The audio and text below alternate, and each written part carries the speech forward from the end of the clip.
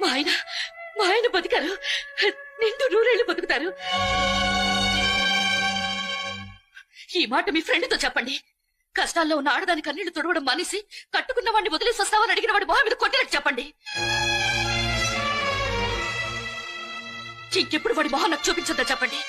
నాలాంటి ఆడదాన్ని ఉసురు పోసుకుంటే దిక్కులేని చావు చేస్తాడని చెప్పండి.